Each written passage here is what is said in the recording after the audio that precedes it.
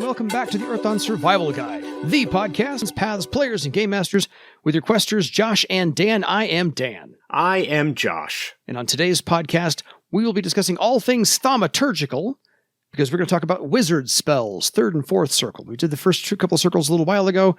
We're going to do 3rd and 4th, actually, have those bookended for the podcast playlist you're going to play on. So, if you have any questions for us about the spells you're going to hear tonight, or any other spells you'd like us to talk about as we get through this whole series, please feel free to email us at edsgpodcast@gmail.com. Spells, Josh. Wizard is my favorite magician discipline, followed very closely by Nethermancer, just because of the style of them. Fair. But I haven't actually played a wizard in 4th edition significantly enough, so it'll be nice to go back over these and remind myself of what the spells do. Oh, totally. I use in Classic, but I have not played any spellcaster whatsoever in 4th edition, because I was mainly playing a scout for the last 3.5 years. So I just need to make a spellcaster. So our beginning spell, not first 3rd circle spell, that's weird to say. Our beginning 3rd circle spell is Astral Targeting, a 0-thread spell. Yeah, this is a nice one. This is a self-boost. This is a spell that the wizard casts on a target and, if successful, gains a +2 bonus to spellcasting and effect tests against any target he has astrally sensed for a number of rounds equal to his rank, to his spellcasting rank. So it lasts a little while. It just takes 1 round to throw off, and extra success levels increase the duration of the spell. And it targets the magician's own mystic defense. Yeah. And so with this, I would use the common optional / house rule that it is guaranteed at least 1 success, but your extra successes are still based off of your normal mystic defense. That's not bad. But getting that extended duration, and when you get to 5th circle and have enhanced matrix, or even sooner than that if you want, you can weave an extra thread to change the duration from rounds to minutes. That's very nice. Yes. And then it's just a matter of astrally sensing the targets, which Astral Sight is a simple action, I believe, so that you can do that prior to casting any spells or whatever you want on them. Yeah, I kind of like astral targeting. Just helps to hit things, which is, of course, what it's there for. Next up, we have Aura Strike. I have used this in the past in Classic Edition. It is a 1-thread spell, and I think this one I've used before to target minor horrors. Yeah, this is a nice spell. This is a good damage-dealing spell. The drawback of it is that in order to successfully cast it, or in order to target somebody with it, you need to astrally sense them. But again, Astral Sense is a simple action, so it's not that big a deal. It takes a round to prepare prior to your Journeyman circles when you get the Enhanced Matrix. The nice thing, it doesn't do a lot of damage. It's only willpower +3. It is against Mystic Armor, which is a little bit nice, but the target suffers a wound from the spell regardless of the damage dealt. This is one that I'm pretty sure was adapted from from Arcane Mysteries, I think is where it originally appeared. That rings a bell. But extra success levels on this on the spellcasting test increase the effect step of the damage, so that's nice as well. But the wound is considered a normal wound. It lasts until the target gets rid of the wound through normal methods. Yeah. There's not a duration where that effective debuff goes away. Yeah. Aura Strike's one of my favorite damage dealers when I played my wizard. No lie at all.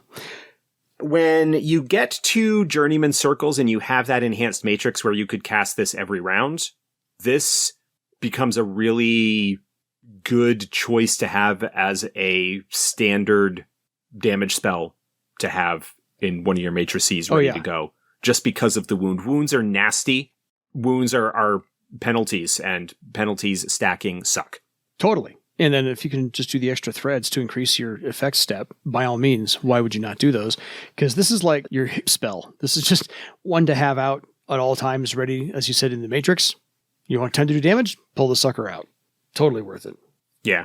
even at lower circles when you don't have the enhanced matrix to make it an every round spell, putting a wound on people is definitely something worth considering from a tactical standpoint when you are in a fight. Yeah. Equivalently, you've got Astral Spear. Mind Dagger is every round. Astral Spear would be every other round because it's a one-thread spell and it does more damage, but it doesn't have the sort of additional secondary effect. So it's an interesting trade-off, potentially. Yeah. Combat Fury provides bonuses to the allies' close combat attack tests. So unarmed combat, melee weapons, both of those would benefit from this spell. It lasts quite a while, so it's a nice combat buff for your frontline close combat fighters. The drawback is that the target may only make close combat attacks during the spell's duration. It is sort of a give them Berserker Fury thing. Extra threads can increase the effect, increasing it from +2 to +4 with one thread and +2s for each additional. It is a 0-thread spell, so it is something that you can do right away. And an extra thread can also add up to your spellcasting rank in additional targets. So that's a nice thing to sort of do as a group buff rather than a single target. Yes. As I said, my fighter liked it, my archer did not. Couldn't. Yeah. Archer would not care for this spell at all. There are other missile weapon enhancing spells. I don't recall right off the top of my head whether Wizard gets one of them. I know Nethermancer does. Nethermancer gets Arrow of Night, which is really cool. You combine this with Iron Hand, which is a lower circle wizard spell that provides bonus to damage, close combat damage. That can provide even more oomph to your party. Close combat frontliners, continuing to play into the ideas that with a lot of magicians that they are more of a sort of enhancement support boosting role. Buff debuff to borrow terms from other areas when it comes to what they do rather than, throwing out just raw damage. But so far I'm liking all three of these that we've hit. Yeah. Oh yeah. They're all solid spells. Identify Magic is next.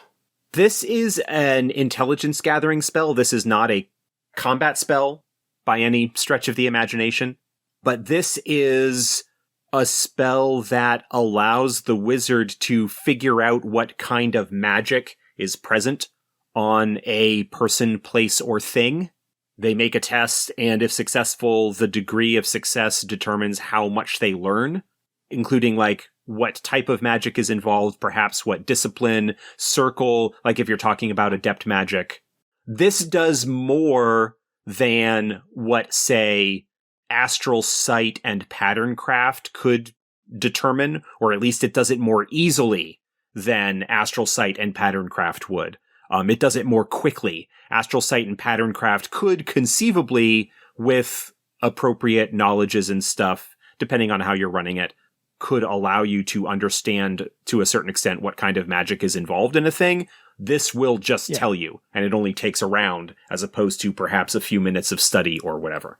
So this is more accurate and more specific. Yes, and plays very heavily into the themes of wizards being knowledgeable about magic as magic and being able to study and analyze that compared to the other magician disciplines. Very nice. I like this one. It's not bad for only a one-thread spell, so that'll work. The next one is Levitate. This one looks like it has been expanded upon from the original edition that I was using, because this has 4 or 5 paragraphs explaining what Levitate can and cannot do. Levitate is a classic spell in first edition, and it's still the case in fourth. Really, rather than levitating an individual target, what it does is it makes a platform, essentially like a kind of invisible elevator of force that can raise or lower things collectively up to 1,000 pounds. Yeah. And it is possible using this to bootstrap Levitate. So at the top, at the highest level of the initial Levitate, you can cast it again to get another Levitate sort of on top of that. But as soon as any of the lower level Levitates end, then the entire scaffold collapses. Column comes crashing down. Some additional clarification that is provided for this to answer some circumstantial situations, like what if I've got Levitate going and somebody additionally jumps on? You need to make a fresh test. Yeah. Just kind of handling that. It's a cool spell. It's been around since first edition. It is a tradition of magician spellcasting disciplines in fantasy games all over the place. So, oh, totally. This is a good way to move your unconscious obsidian or your wounded troll without having to drag. Except it does not allow you to move things laterally. It's only up and down. Correct. Yes. Sorry, I was referencing my memory, which is we had somebody in the Terror in the Skies care. Oh, yes. We had to get them way up to the top. Yeah, with Sorry, Terror in the Skies. I didn't fully explain my memory. If you had somebody that was unconscious, you could use Levitate to make your way to ascend up the shaft of the Windling Care there to get out. Yeah. So, but I did mean to bring up the whole, you can't do it horizontally, only vertically. So, my error in speaking. My fault. Next is Wizard Mark, and that rounds out our third circle wizard spells. Yes. This is a 2-thread spell. This is a 2-thread spell. This is, again, not a combat spell. This allows the magician to mark a target's pattern, astral pattern. If successful, the mark is visible to anyone using astral sight and can serve as a way to mark or brand them or otherwise indicate something bad about them if that's what you care to do. But it gets around range limitations in a sense. It allows the wizard who placed the mark to cast spells on the target while they are within line of sight, as if they were touching the subject. So this can actually be used to, in theory, because it lasts rank hours, cast this on party members and then be able to buff them with closer range touch or short range spells without needing to be that close to them. So it's kind of a way for the wizard to get around range limitations when it comes to casting spells on their allies. That's what I would primarily use this for. I don't disagree. I also think that I love the holdover sentence that's been there, I think, since the original edition, which is just that a horror may have taught name-givers this spell, so it's regarded with suspicion.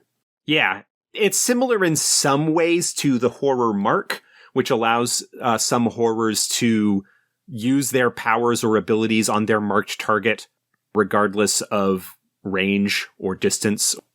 Yeah. I just love the fact you get some setting lore in the spell description as well. Yeah, we try and do that when we can. Yeah, because it's fun. Why not? So, of the third circle spells, do you have a favorite? Aura Strike, probably. Yeah, I don't blame you there. Aura Strike is nice. Combat Fury, I would put behind it simply because while it is a nice boost, the limitations that the targets can only do close combat attacks could potentially mess with tactics or situations.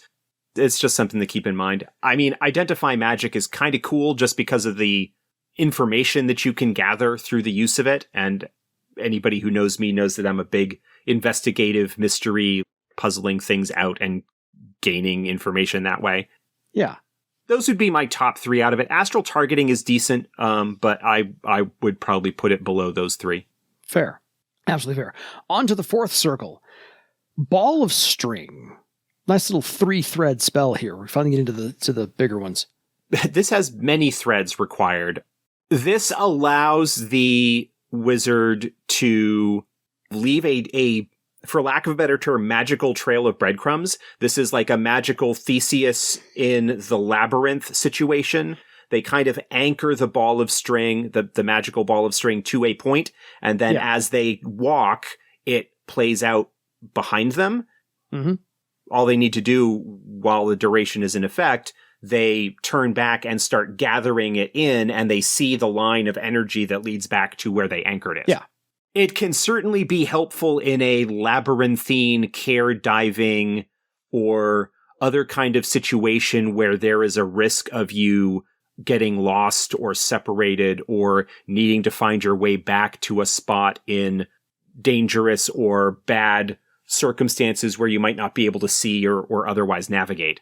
Somewhat limited, but really cool. They're finally with the thread count. Yeah, binding threads doesn't do any damage, but it entangles the target and the target is bound, cannot use their hands to attack or cast spells, and they suffer from harried penalties. This is nasty. Part of the reason that it has 2 threads is that it gets around the Journeyman enhanced matrix situation where you would be able to cast it every round. Yeah. Places it so that it can only be cast every other round, but it can effectively remove a target from combat. And those kind of lockdown spells or lockdown effects can be pretty powerful. Yeah. And frustrating if used on player characters. The target affected by it can make a strength test each round. If successful, they are only harried and they can still attack and cast spells. If they fail, then they can't do either.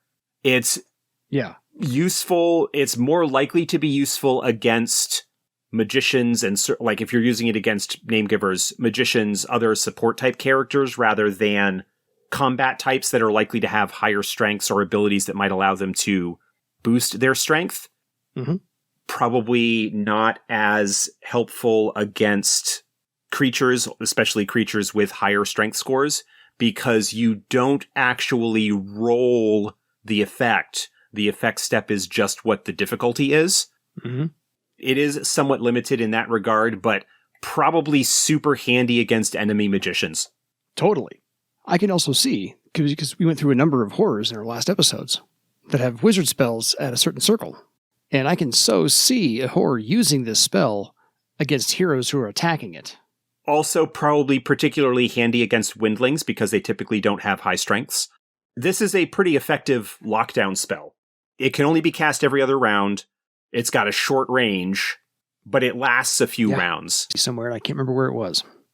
No, it's like Magneto in the first X-Men movie. He takes they're inside the Statue of Liberty, and he takes the scaffolding or the structure apart and just binds people to the walls with that. So yeah, something along those lines. Next spell is Evolved Consciousness. This sounds new to me. This is a new one as far as I recall. This gives the magician its range self. So normally they cast it on themselves. It grants them a +4 bonus to knowledge and pattern craft tests, representing an increased ability to recall and process information. Totally. And that can be handy.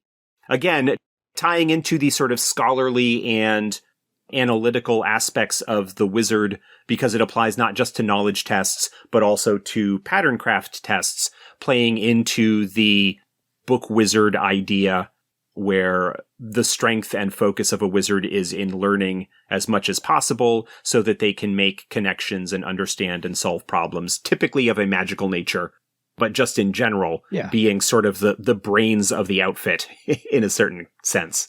Well, knowledge is power. Yes. And that's essentially what this spell boils down to, which, again, wizards are not to be messed with. if you know what you're doing. Next up is Juggler's Touch. This is an area effect spell, a damage spell, that causes a whole bunch of small objects within the area of effect to spin and whiz and whirl around, causing damage to all within the area of effect. On subsequent rounds, because it lasts multiple rounds, they can move the spell's center, move where it's located. It just requires them to make a new successful spell casting test against the highest mystic defense in the area that it is going to be affected. It does require concentration, as I think should be the case for any kind of extended damage spell.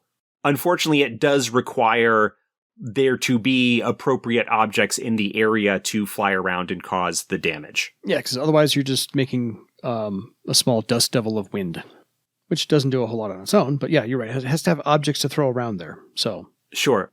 Extra threads on this spell can remove targets from the damaging effect, so you can have it be in an area that your allies are without them taking damage from it. Yeah. 2 extra threads can shift the concentration requirement to concentration being a simple action rather than needing to devote your standard action to maintaining the spell. So that's kind of cool, but that boosts it to a 4-thread spell, not something that you're going to be doing before Journeyman tier, because you need those 2 extra threads. But it's a neat little, relatively short range, but area effect damaging spell, which is nice. Well, You can increase the area of effect a little bit. It doesn't affect a particularly huge area, but a 2-yard radius can affect 2 or 3 enemies, depending on how closely packed they are. Totally. And, it can certainly be used to lock down a choke point.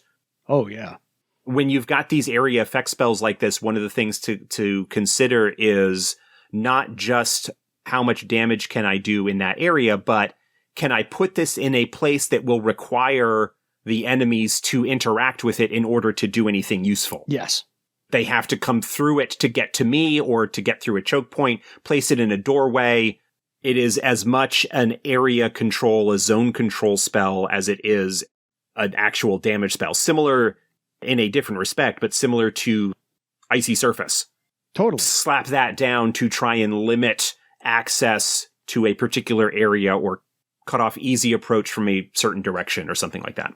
Yeah. And, Juggler's Touch begins at will +6 for damage step. That's nothing to sneeze at. Yeah, it's physical, so, physical armor does tend to be higher, but that's still, like you said, typically magicians are going to have step 6 or 7 willpower to start off. It's not uncommon. And so you're looking at a step 11, 12, 13 base damage, and that's before you get into Journeyman Circles when you get access to Will Force and can boost that even more.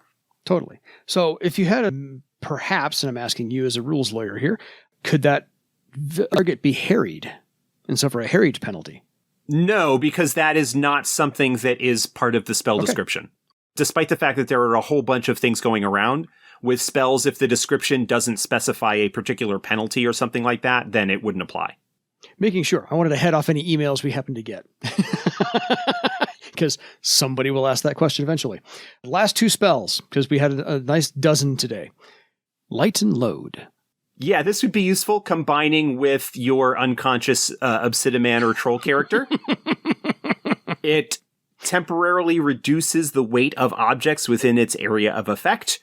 The magician casts the spell, and the effective weight of things within the area of effect is reduced 50 pounds per result on the effect test. It's will +2, so it's not huge, but again, you're looking at typically a base willpower of probably 6 or 7.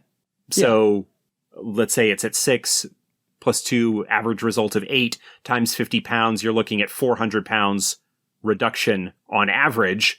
Yeah. And not just moving unconscious heavy party members, but also anything else that is heavy or difficult or would otherwise be tough to move. It's your wagon that got stuck in a mud puddle. Yeah. Or whatever else I can't think of at the moment. Thunder Beast, who's, in a quicksand, because growing up in the 70s and 80s, I thought quicksand was going to be a major problem in my life, but that didn't end up being the case. Reducing the weight of a big pile of loot, perhaps, that you want to take out of the care. Exactly. It lasts rank hours. The objects need to be stationary when you cast the spell, but they do not, by my reading of it, need to remain stationary once they're affected by it, because the idea is to make things easier to transport, to move. Yeah, because otherwise it's a parlor trick that doesn't really do anything except, cause attention at parties. Yeah, you got to be able to move the stuff after you lighten the load. That's the whole point of lightening the load. So move it.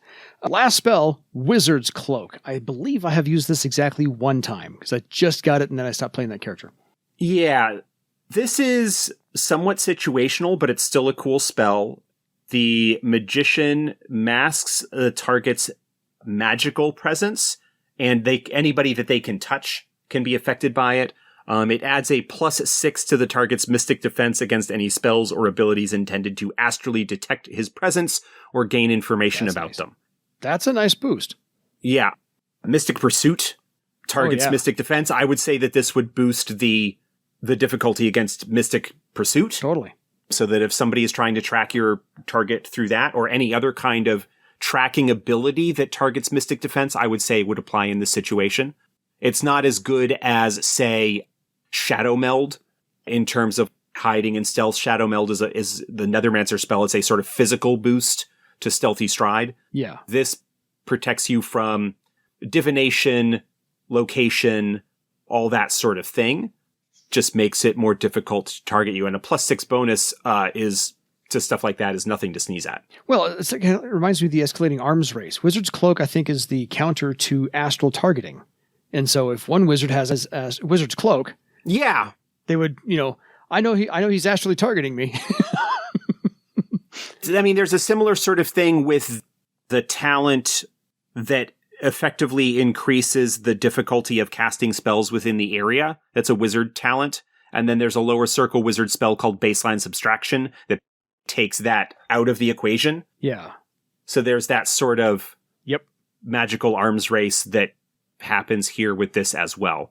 It certainly would affect Astral Targeting, or the ability it would make it more difficult to be hit by Aura Strike, because Aura Strike requires you to be astrally sensed in order to be successfully targeted by that. So it's a nice little boost there. And it's not just the magician. Anybody that they can touch can be affected by that. Yeah. I see it as if you created the spell to do the attack, then you have to create the spell that makes it harder for you to be attacked by that same spell. So you created the sword and the shield out of the whole thing. And again, if a horror happens to have all the wizard spells up through 8th circle, they would use this as well. Could potentially. Horrors tend to have pretty high defenses and stuff as well. At least if you're talking about major horrors.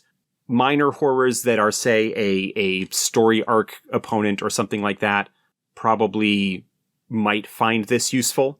But yeah, it's certainly something that they could have. Agreed. So do you have a favorite 4th circle spell? Or least useful? How's that? Binding Threads out of these is probably my favorite just because of the lockdown ability. Mm-hmm.